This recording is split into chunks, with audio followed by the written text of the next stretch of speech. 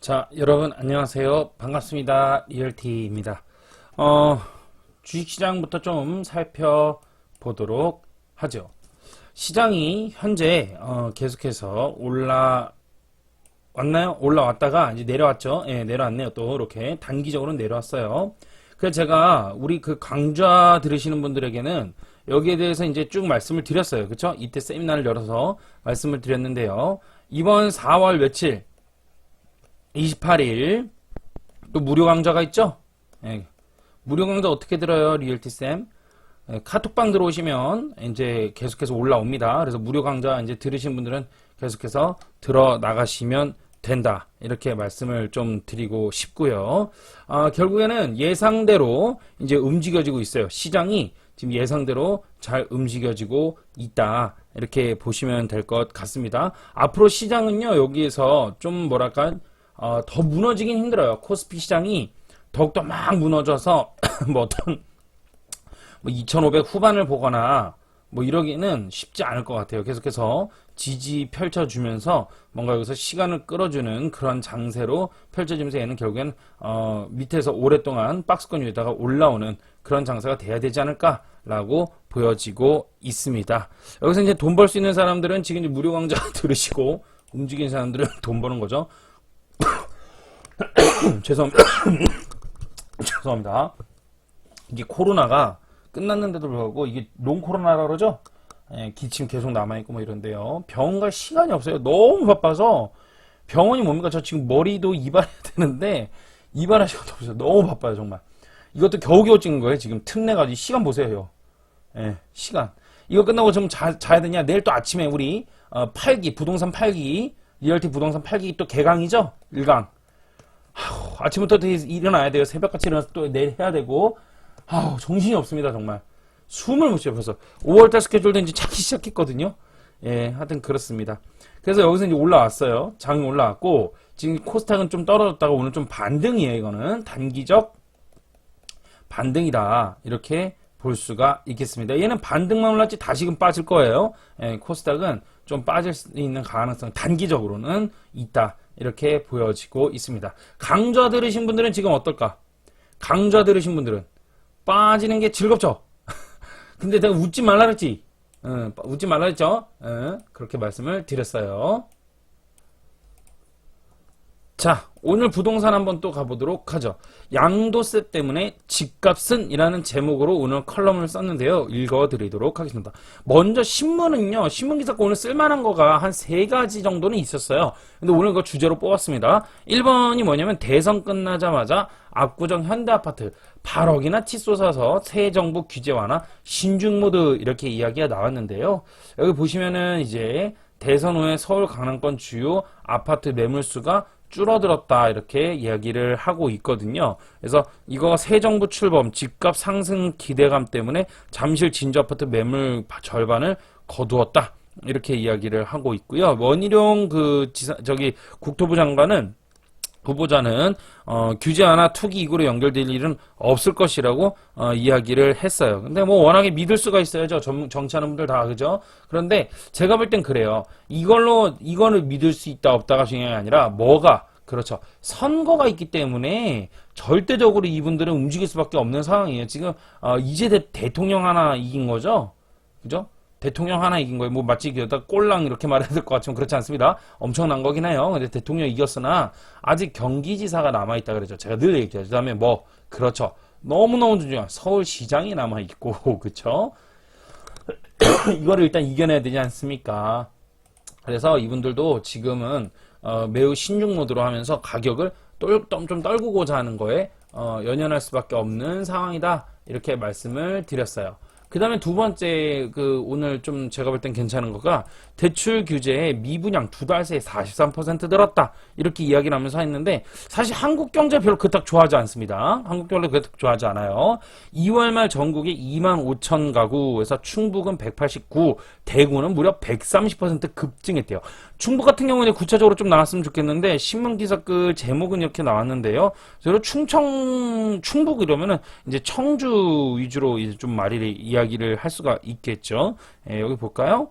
여기 있네요. 여기 있네요. 음성이네요. 음성, 진천, 이런 데도 미달이다. 이런 식으로 이야기를 하면서 미분양이다. 뭐 이런 식으로 이야기를 좀 하고 있는 상황이에요.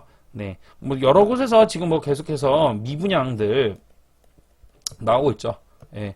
여기 보면은 인천, 대구 등 올해와 내년 입주 물량이 쏟아지는 지역의 청약시장은 당분간 고전을 면치 못할 걸로 예상한다. 부동산 빅데이터 업체 아실에 따르면 대구의 입주 물량은 올해 19,000여 가구로 내년에는 32,000여 가구에 이른다.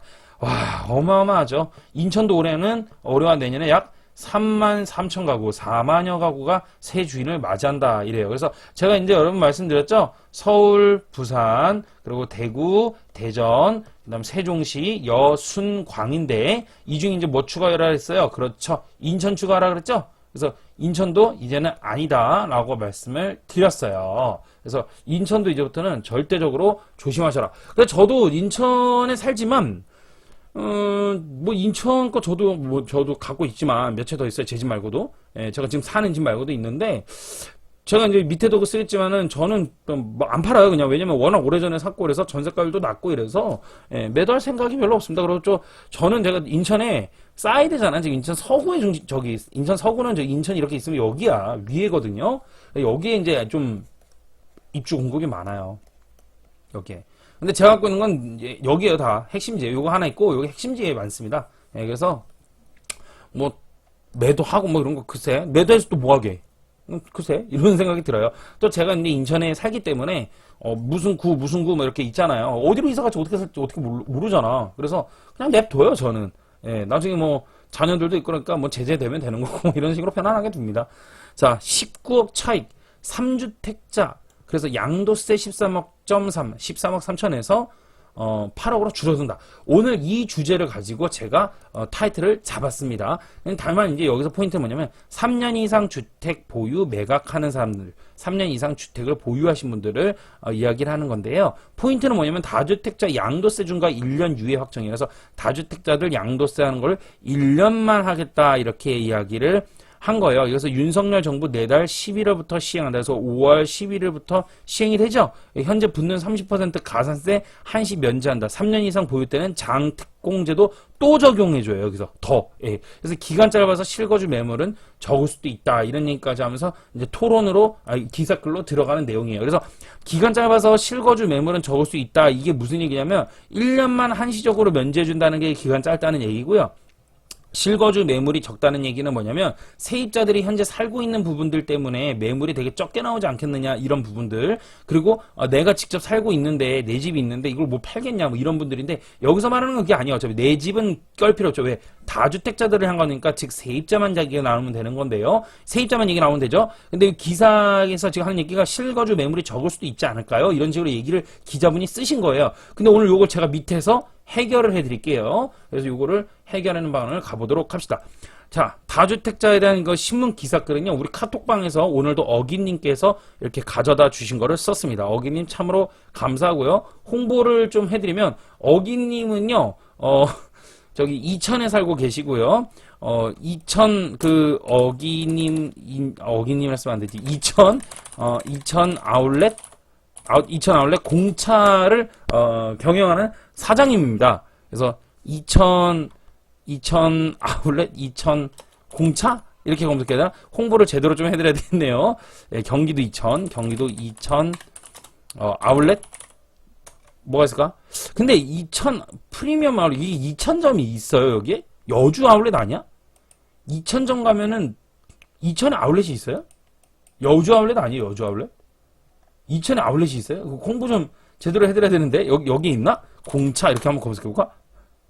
있네? 이건가 봐. 이거였던 것 같아. 이거 맞나요? 전화해볼까? 그래. 어쨌든 여기로 알고 있는데 만약에 아니라 그러면 제가 홍보 다시 좀 해드릴게요. 예. 여기 많이 이용해 주시기 바라겠습니다. 예. 많이 이용 좀 해주세요.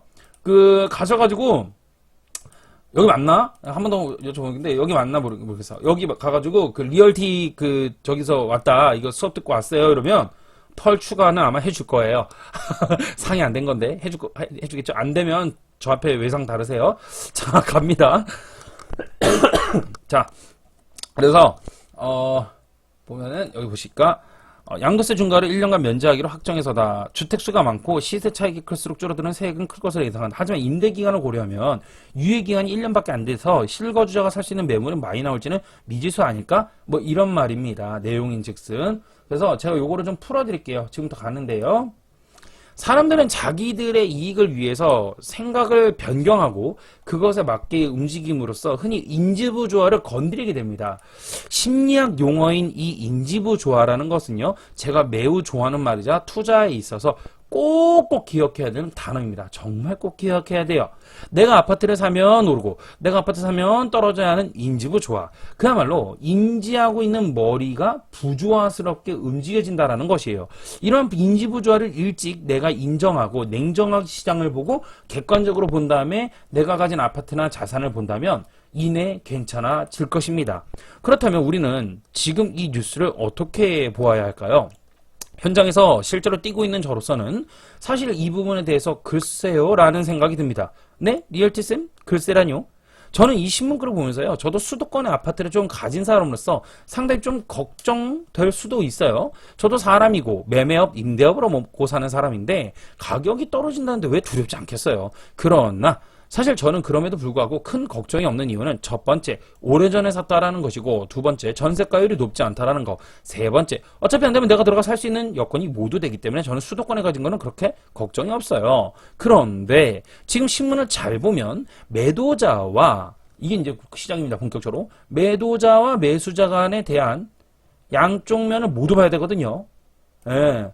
최근에 카톡방들에 의하면 매수자들의 LTV만 가지고 이야기하면서 앞으로 100% 원희룡 국토부 장관이 풀어줄 것으로 기대하니, LTV를 100%까지 풀어줄 것으로 기대하니까 지금 내 집 마련이 기회다 이렇게 보는 분들이 많아요. 그러면서 집정만 하라는데 그건 매수자만 본다면 100% 맞는 말이에요. 아니, 내 집장만 하는데 100%에서 120% 돈 빌려준다고 지금 원희룡 국토부 장관이 그러잖아요. 지금 같은 열기에 집 안 살 사람이 누가 있어요. 지금 뭐 전세가 올라가서 안 그래도 골 아파 죽겠는데 이참에 내 집까지 더구나 100%돈 빌려주고 120%까지 빌려주겠다는 확고한 의지로 LTV 100으로 해준다는데, DSR보다도요 제가 볼 때는 LTV 100이 더 효과적입니다. 이름 DSR 녹아버려요 거의. 그러니까 매수가 많이 붙을 것이고, 그러면 당연 가격은 단연 오른다라고 보는 것이죠. 그런 집을 서둘러 사라는 것입니다. 그리고 정부도 바보가 아닙니다. DSR로 인해 가지고는 제가 말씀드렸죠. 이제는 집을 살 수 있는 거는 불가능에 가깝다 이거예요. 연소득으로 해가지고 곱해가지고 그거를 산출하는 거지 않습니까? 거다가 그죠? 곱해가지고 산출하는 건데 그걸로 집 못 삽니다. 절대로. 그런데 집값이 너무 높아. 자 보세요. 집값이라는 거 애초에 자체가 근로소득으로 따라갈 수 있습니까? 없습니까? 지금 못 따라가죠. 근데 이게 DSR이거든. 여기서 파생된 거잖아. 만들어낸 거잖아. 이 집값은 집값 자체에서 LTV이고 얘네 애초에 얘를 따라갈 수가 없어요. 그때 얘 아무리 뭔 짓을 해줘도 안 되는 거야. 얘가. 이해되십니까? 오히려 DSR로 인해 가지고 빈부격차는 더 심해진다고 봐요. 저는. 사실은. 뭐 못 보는 사람 못 보는 사람 뭐야? 거지 같은 집 사려라 이거 아니야? 막말로 진짜. 그죠? 너는 부자들 자격도 없다 이거 아니야? 못 올라오게 하는 거잖아. 못 올라오게. 어느 누구라고 말하면 뭐야? 노무현 대통령도 뭐 잘했다 그러는데 뭘 잘해? 잘하기는. 노무현 대통령이 뭐 했어요? 뭐 했어? 변호사. 저거 했잖아요. 로스쿨. 그죠? 이 잘한 거라 보십니까? 로스쿨은 뭐예요? 여러분 공부 잘해서 인류대 좋은 대학교 들어가가지고 졸업해가지고 하면 끝나는 거잖아 이거. 이게 뭡니까? 즉 그러면 보세요. 로스쿨에 대한 단점 볼게요. 로스쿨에 대한 단점이 뭐예요? 4년제 대학 나오고 그리고 뭐 2년인가 3년인가 뭐 코스 밟으면 끝나는 거 아닙니까? 그럼 변호사 자격증 따는 거 아니에요? 한마디로 그래가지고 변호사 따면 끝나는 거 아닙니까? 그리고 이 변호사는 로스쿨에 있어가지고 어느 학교 나왔냐가 이제 타이틀이 될 거 아닙니까? 예를 들어서 서울대 로스쿨 뭐 이런 식으로 얘기할 거 아닙니까? 예를 들어서 연대, 고대 이렇게 그죠? 그럼 장성 보세요. 여러분 학원 다니면 성적 잘 나와요 안 나와요 애들? 잘 나오죠? 당연하죠. 학원에서는요 애초에 학교에서 무엇이 나오는지를 다 알고 있어요. 예. 다 알고 있어요. 학교 선생들이 정말 비리가 없을 것 같아요?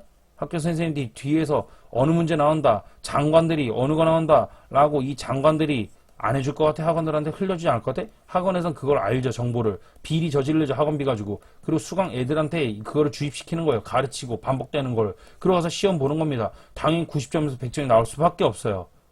그런데 학원 한두 푼입니까? 애들 한 명에 150만 원에서 200만 원까지도 가죠. 최대. 종합학원이. 돈 없는 애들 보내겠냐고, 돈 없는 집은. 그럼 이런 집에서 당연히 변호사 나올 수 있는 거 아니에요? 즉, 부의 대물림이잖아. 가난한 집에서는 변호사가 나올 수가 없어요. 옛날에 개천에서 욕난다고 시골에서 연필 하나 가지고 산에 들어가가지고 정말 머리 싸매면서, 예? 그래가지고 검사 나오고, 개천에서 욕나고, 그래가지고 신문에 나오면서 어느 누구 어머니와 홀어머니 모시고서 살았는데 연필 한 자로 가지고 공부해서 사법고시생 검사 몇 개 합격.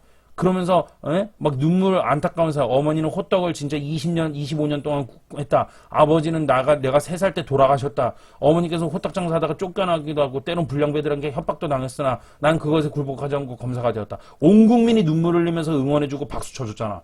이런 훈훈하고 정말 없는 사람이 힘있게 그래 나도 한번 해보자. 나도 할 수 있어. 이런 게 없었잖아. 싸웠었잖아. 없잖아. 이런 거 있어? 없잖아. 뭐만 하면 돼? 공부만 하면 변호사 되는 거야. 검사 되는 거고. 이게 잘한 겁니까? 이게 정말 대한민국 민주주의예요? 누구나 공평하게 기회가 줘서 책 한 권에다가 없어도 책에다가 볼펜 한 자르면 되는 거잖아. 얘는 옛날에는 돈 없어서 공부 못한다는 말이 필요가 없었어. 옛날에. 왜냐면 헌책방 가가지고 책을 사기도 했거든요. 헌책방 가서. 그럼 헌책방 가서 책 사는 거는 내가 알바를 하든 노가다를 떼가지고 사가지고 했단 말이에요. 근데 그게 이제 안 되지 않습니까? 그 변호인이잖아요, 변호인. 그 노무현 대통령이 그거 바탕으로 만든 거 아닙니까? 근데 지금 그런 내용이 있어요? 없잖아요. 그쵸? 마찬가지예요. DSR? 신 DSR?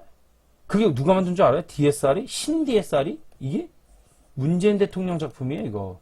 무슨 얘기냐? 연봉이 5천밖에 안 돼. 넌 그럼 그거에다 맞춰가 산출해가지고 하는 거야. 그래가지고 그거에 맞게 퍼센트 잡어. 그래서 너는 그거밖에 안 되면 그만큼만 살아. 이거잖아. 넌 이거만큼 안 돼. 그럼 그만큼만 해. 그리고 이것도 한도가 있죠. DSR, 총 DSR 한도가 있죠. 내가 예를 들어 2억이 한도야. 그러면 전세를 사라. 1억 4천에. 예를 들어 전세가 1억 9천이야.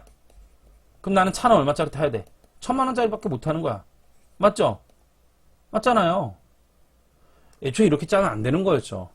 그럼 이 사람은 가난한 집에서 가난하게 사는 수밖에 없는 거죠. 이 사람 어떻게 부자가 됩니까? 그 상태에서 부동산 값이 내리면 또 다행이야. 그럼 문제될 건 없어. 올랐죠? 대응 못했죠? 이분이 얼마나 큰 잘못인지 이제 알겠어요? DSR이 뭔지도 모르고 LTV가 뭔지도 모르잖아, 다들. 지금 이거 어떻게 파생을 갖다 주는지도 몰라. 기가 막혀. 그러니까 오르는 사다리, 올라가야 되는 사다리를 다 없애버렸다는 얘기가 그런 얘기예요. 없는 사람은 이제 죽는 겁니다. 이 5년이 얼마나 심각한 건지 아십니까? 왜 제가 정치 이야기 하는 줄 알아요? 항상 알아야 됩니다, 여러분들. 알아야 가난에서 벗어나는 거고, 알아야지만 내가 돈의 흐름과 방향과 무엇이 정당한 것인지를 알아가는 거예요. 돈 많으면 막 비리 저지른 것 같지, 돈 많으면 막 사람 아프게 하는 것 같지. 아니에요. 절대 그렇지 않습니다.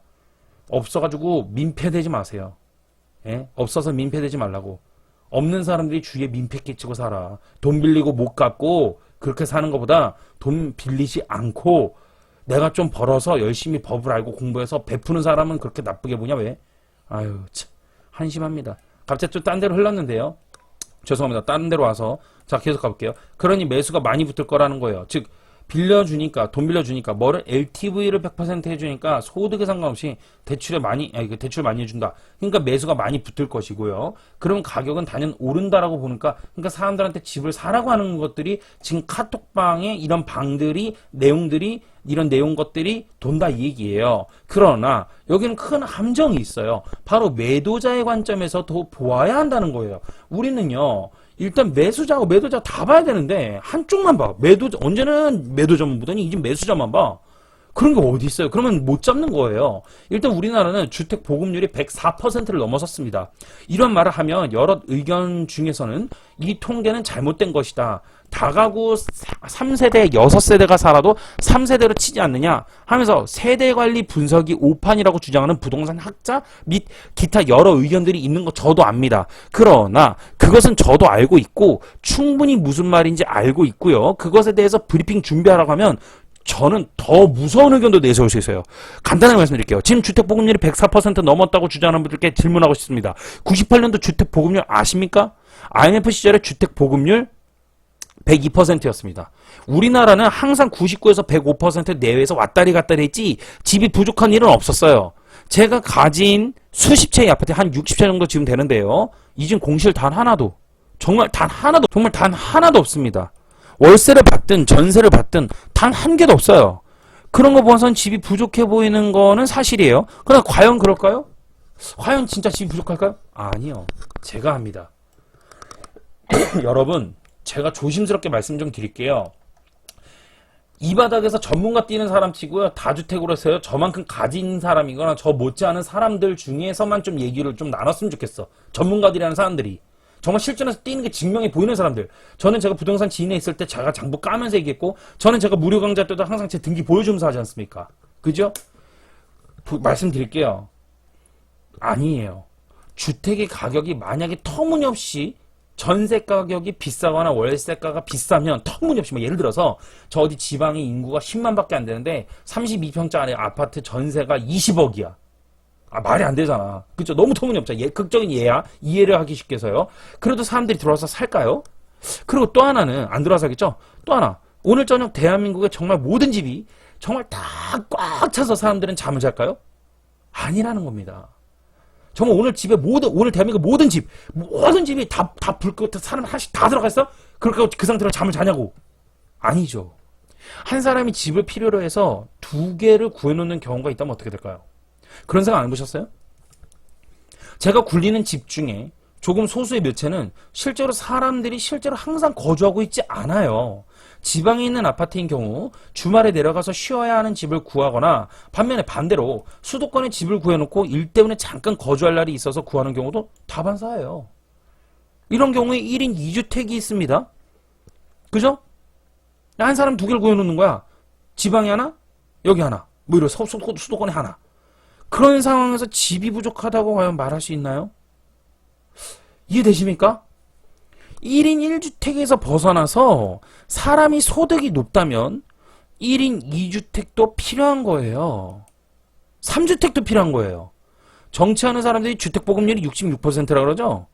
땡! 아닙니다. 절대 아닙니다. 그렇다면 미분양이라는 게 왜 나오는지를 검토를 해야 돼요. 집이 분명히 남잖아요. 안 맞잖아요. 이거 가지고 일시적이다라고 얘기할 수 있을까? 과연. 그럼 매물은? 매물 적체는 어떻게 할 거야? 가격 요인을 입각한다고 제가 늘 얘기하죠? 가격이 싸봐요. 여러분, 제가 하나 여쭤볼게요. 32평 아파트입니다. 지하철 걸어서 5분 거리예요. 서울이에요. 서울에 지하철 걸어서 5분이고요. 아파트 32평이고 세대수가 500세대 이상이에요. 이편한 세상이래요. 층수는요. 30층 중에서 20층이래요. 가격이 여러분 5천만 원이래요. 뛰어와서 빨리 안 살 사람 손들어. 없죠? 극적인 예예요. 왜 살 수 있어 이거? 가격이 5천이라서. 맞습니까? 자, 반면 이렇게 해볼게요. 그러면 이게 당장 사죠. 여러분 반가웠죠? 이 얘기 듣자마자 당연 사지 이랬죠. 그럼 이렇게 해볼게요. 자, 32평에 똑같아요. 지금 30층 20에다가 500세대래요. 이편의 세상이래요. 서울이래요. 지하철 5분 거리예요. 가격이 50억이래요. 살 사람 부담스럽죠? 못 사죠? 비싸죠? 못 사잖아. 무엇보다 소득이 안 되니까. 돈이 없으니까. 그죠? 왜 그래요? 가격 요인이잖아. 그럼 하나씩 빼볼까? 가격이 5천이래요. 다시 한번 갑시다. 가격이 5천이래요. 이편한 세상이래요. 가격이 5천이래요. 이편한 세상이래요. 32평이래요. 서울이래요. 지하철이 5분 거리래요. 자, 한번 가봅시다. 자, 32평이 아니라 2평이다. 살 사람. 서울이래요. 이편한 세상이래요. 지하철이 5분 거리래요. 2평이래요. 가격 5천. 살 사람. 있을 수 있겠죠. 평당 2,500이니까. 오케이. 좋아. 패스. 그럼 이거 다시 32. 이렇게 해놓을게요. 32평. 이편한 세상이 아니라 듣보잡인데 아파트긴 해요. 서울이에요. 지하철 5분 거리에요. 32평. 그냥 아파트래요. 가격 5천. 살 사람. 겁나게 사겠죠? 오케이. 그죠? 예. 자, 이번에는 이편한 세상이고 32평이에요. 서울이 아니에요. 저기 아주 땅끝자락 마라도예요. 마라도. 가격 5천만원. 이편한 세상. 32평. 살 사람. 조금 고민되는데 그래도 싸죠? 그죠? 예. 근데 좀 걱정되죠? 여기는 진짜 임차인이 너무 없을 것 같아. 마라도니까. 너무 적잖아, 인구가. 그죠? 그죠? 그래서 좀 고려. 여기서부터 고려 나오고 있죠? 맞습니까? 예. 지하철 5분 거리. 이거 이상하잖아. 마라도인데. 마라도에 지하철이 어디 있어? 그죠? 뭐였어요, 지금 방금 요인이? 고민했던 이유는 뭐예요? 가격이 매우 싸긴 하다. 사람이 있다 했잖아요. 여기서부터 결정적으로 여러분들은 흔들렸죠? 마찬가지입니다. 사람이 사는 곳에 있어서는 인구가 10만이어도 가격이 5천이다 이러면 여러분 살 수 있어요. 왜? 가격이 싸고 브랜드고 32평이니까. 무엇보다 32평이니까. 브랜드가 중요한 게 아니니까. 이해되십니까? 엄청 큰 거 오늘 풀었어요. 와닿으세요? 머리를 탁 때려드리는 거예요. 이렇게. 다시 돌아와서 다시 쉽게 이해가도록 예를 들어드릴게요. 어느 CEO가 있어요. 이 CEO는 큰 대기업의 회장님이에요. 이분이 일이 전국적으로 살펴봐야 돼서 옮길 때마다 어디서 잠을 청해야 되는지 알 수가 없어요. 호텔에서 자는 경우도 있지만 내 집을 장만해 두신 거예요. 잠자리 예민하신 분이라서. 이분은 서울에도 집이 있고 부산에도 대구에도 대전에도 광주에도 강원도에도 집이 있어요. 서울, 부산, 대구, 대전, 광주는 아파트이고 강원도는 경치가 너무 좋게 보이는 오피스텔을 하나 얻어두었어요. 샀어요. 죄송합니다. 이거 표현이. 샀어요. 이분은 1인 집 총 6채래요. 이걸 얻어둔다는 게 샀다라고 확실하게 수정을 해야 되네. 이거 아이고 이거 큰일 났네. 이거 얻어둔 게 아니에요. 샀어요. 수정하겠습니다. 제가 여기서 대공고 방송 중에 죄송합니다. 이거 왜냐면 이건 바로 고쳐야 돼. 이건 정말 아다르고 얻으라는 거잖아요. 아다르고 얻달라? 응. 얻어두었다가요. 샀다. 사두었습니다. 왜냐면 얻는 거는 전월세거든. 예. 그죠? 예. 이렇게 사두었어요. 이분은 1인인데 총 집은 6채죠. 이런 식으로 사는 사람, 집을 구해놓은 사람이 과연 한 명, 이 회장님 뿐일까요? 아니요. 겁나 많아요. 우리나라에. 근데 무슨 주택수가 부족해요. 애초에 접근이 잘못됐죠? 한 명이 여러 채를 가질 수도 있는 거예요. 여러분들 또 한번 예를 들어볼게요. 여러분들은 편의점 가셔서 1+1 행사상품 음료수를 보았습니다. 같은 맛, 같은 가격, 같은 품질이라면 여러분들은 1+1 또는 1+2 이런 거 사지 않으세요? 주택도 이와 같다는 겁니다. 돈이 있어서 내가 여러 채를 가지고 공실로 돌릴 수도 있어요. 근데 문제는 뭐였죠? 그렇죠. 세금이었죠. 가진 사람에게 세금을 물리는 거예요. 편의점에서는 1+2지만 주택은 지금 더 가지면 세금을 내라는 겁니다. 그런데 내가 사서 손해는 차마 볼 수가 없는 노릇인데 세금이 보유세는 뭐야? 종부세고 재산세죠? 이게 말도 못한 거야. 근데 이걸 풀어준다고 하는 거야. 그럼 매도자 입장에서는 단연 하나를 놓으려고 여러 개를 놓으려고 하면서 편의점의 음료수가 냉장고에 다시 많아지겠죠. 그렇죠. 재고가 많아지겠죠. 팔려고 이제 내놨으니까. 보유하고 안 팔리면 소유주가 계속 세금을 내야 한다고 하는 겁니다. 그러면서 기간을 일주일 줄 테니까 그 안에 팔으래요. 지금 뭐라 그래요? 1년 준다 그러죠. 한시적으로. 마찬가지 일주일 줄 테니까 그 안에 팔으래요. 나는 그 음료수를 300원에 샀는데 지금은 3만 원이라서 사람들이 음료수를 못 사 먹고 있던 와중이었어요. 가격이 비싸니까. 근데 보유하면 매일 100원씩 내야 된대요. 보유세를. 매일 100원씩. 지금 3만 원에 팔면 편의점 주인이 27,000원을 가지고 가겠대요. 와우, 뭔 소리야. 내가 300원에 샀는데 지금 3만 원에 팔면은 시세가 얼마야? 3만 원. 근데 편의점 주인이 27,000원 가지고 가겠대. 이런 너무 욕심이 나서 끙끙끙 하고 있는 거지. 왜? 나는 3,000원밖에 안 남으니까. 본사에서 근데 새 사장이 딱 왔어. 그래서 하는 말. 에헤, 이 사장님 참. 너무 그러지 말고 일주일 안에 팔면 제가 27,000원을 떠나서 당신이 얻어가는 수익의 10%만 내게 할게요. 이렇게 딱 한 거야. 자, 그러자 정리 좀 해볼게요. 그러니까 매수자가 와가지고 저한테 그동안 좀 그랬으니까 저한테 한 25,000원에 파시면 안 돼요? 그러자 어느 한 사람이 예스 하는 순간 끝나는 거야. 있을까 없을까? 예스가 있어요. 100% 있어요. 100% 있습니다. 100% 있어요. 그 순간 가격 내려가기 시작하는 거예요. 보자 한번. 1년인데 일주일 안에 팔아야 되는데 일주일 안에 팔아야 된다니까? 이게 포인트예요. 자, 볼게요 한번. 신문을 보면서 분석을 할 줄 알아야 되는데 그게 안 되는 거야. 근데 그냥 읽어주기만 하면 전문가가 아니지. 그러니까 읽고 제대로 분석을 해줘야 돼. 자, 정리해 볼게요. 시장 경제가 뭔지를 알아야지. 매수자의 LTV는요. 1년 동안 한시적입니까? 아니죠. 아니지. 정신 차려봐. 매수자의 LTV는 지금 1년 동안 한시적으로 해준대요? 아니죠. 지금 그런 말 없어요. 어떤 기간적 제한은 없어요. LTV를 1년 동안 한시적 100%라고 말한 적 없습니다. 매도자는요. 한시적이죠. 이게 포인트예요. 요다가 초점 맞춰야 돼요. 1년 동안. 그러면 매수자 입장에서는요. 사실 급할 필요 있어 없어요? 없죠. 1년 안에 집 사라고 압박 넣는 사람 있어 없어 지금? 없잖아. 근데 1년 안에 팔으라는 사람, 즉 매도자에게 쫓기게끔 만들었잖아요. 지금 시간적인 여유 있어서. 그쵸? 그러면 가격의 경쟁이 치열해집니다. 그러면 가격은 단연 여러분들은 상상에 맡길게요. 저 같아도 팔아요. 아니 그건 5억 벌어가지고 1억 8천 먹고 세금은 3억 2천 반납이었는데 이젠 도로 4억 먹고 1억만 세금 내래. 1년 안에 팔면은. 나 같아도 팔어. 근데 이제 신문에서 뭐라 그래요? 신문에서 뭐래요? 신문에서 하는 말이 세입자가 있는 집을 팔 수 있느냐라는 것이죠. 세입자가 있는 집을 팔 수 있느냐라는 것이에요. 이렇게 풀어주면은요, 누군가는 이 리얼티의 이 영상을 보고요, 이거를 가지고 저기 논문 표절을 해요. 논문 표절해가지고 팔아먹는 사람도 있어요, 지금. 예? 팔아먹는 사람도 있어요. 타링에다가 지금 팔아먹는 사람도 있어요. 전자책 만들어가지고 16만 원 정도에 팔아먹는 사람 있어요. 15만 원 좀 이렇게 해가지고 파격 할인해가지고 가격 올려가지고 팔아먹는 사람도 있어요. 근데 누구라고는 알고 있는데 기가 막혀. 그만 좀 했으면 좋겠는데. 관건은 신문에서 하는 말이 세입자가 있는 집을 팔 수 있느냐라는 거예요. 신문에서 하는 말이 세입자가 있는 집을 팔 수 있느냐. 그죠? 신문에서 아까 그랬잖아요. 세입자가 지금 들어가 있는데 그거 어떻게 파냐. 그게 관건이긴 하죠. 그게 관건이긴 하다라고 하는 겁니다. 신문에선.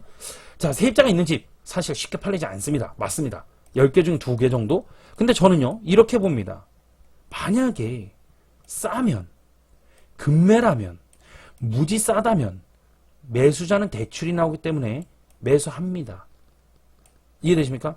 그리고 매도자는요. 거주하는 사람에게요. 자, 무슨 얘기냐면 매수해놓고 싸니까 엄청 싸다 그러니까 사놓습니다. 그러니까 사놓습니다.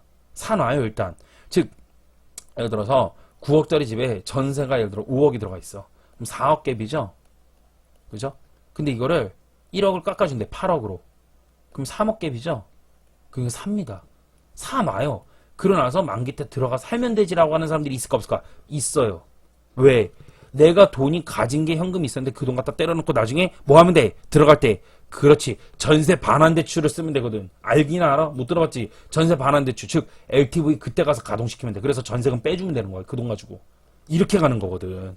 그리고 매도자는 분명히 이거 됩니다. 전세 반환 대출도 이제 곧 풀 거예요. 그러면서 LTV에서 그거까지 포함해서 아마 갈 가능성이 높아요. 그리고 매도자는요. 거주하는 사람에게 그 돈을 줄 거라고 생각 안 해봤어요?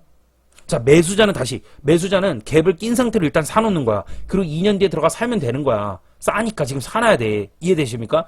그리고 매도자는요.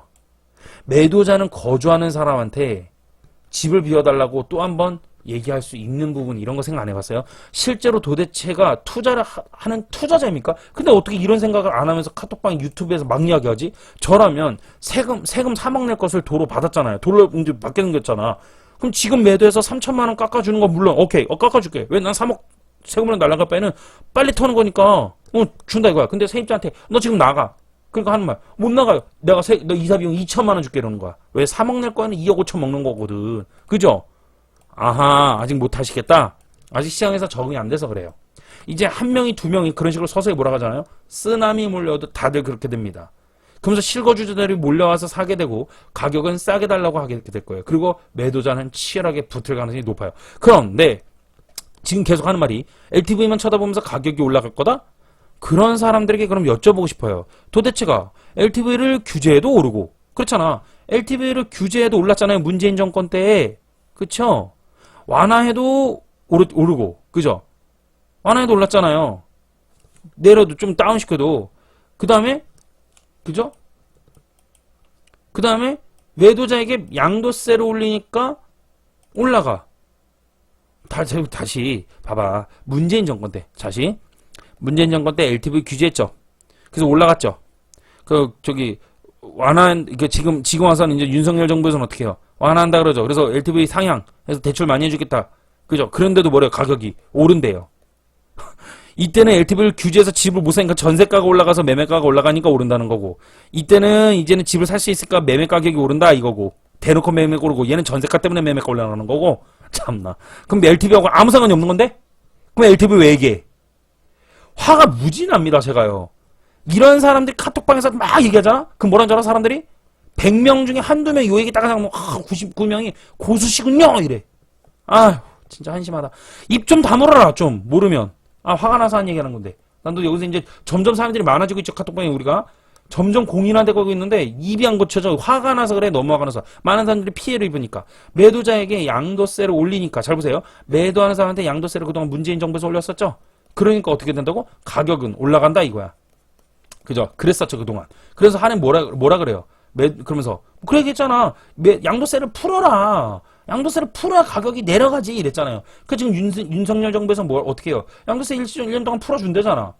그쵸? 근데 풀어줘도 내려가면 부동산은 죄송합니다. 풀어주면 근데 LTV를 지금 풀어주니까 가격은 올라간다 이거 아니야? 그럼 부동산은 언제 떨어지냐? 이게 이상해 말이 그죠? 이거 말이 여기가 좀 이상하네. 제가 이게 얘기하고자 이건데 이거 잘못 썼어요. 죄송합니다. 제가 이게 막 여기서 마무리 때문에 따다다다 쓰다 보니까 이렇게 썼네요.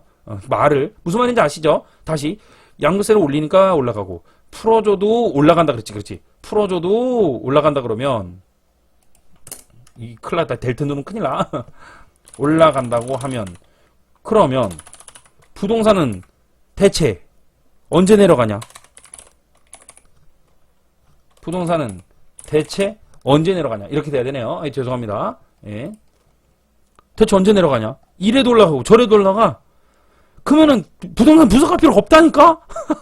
제가 저 수업 시간에도 얘기하죠? 강남 계속 올라가. 그럼 뭐 하는데 이렇게 열심히 살아? 강남만 살면 끝나지. 여러분, 강남 사고 그냥 놀고 먹어. 죽을 때까지. 여러분, 죽을 때까지 놀고 먹어. 그러면 걱정할 필요가 없어. 이해되십니까?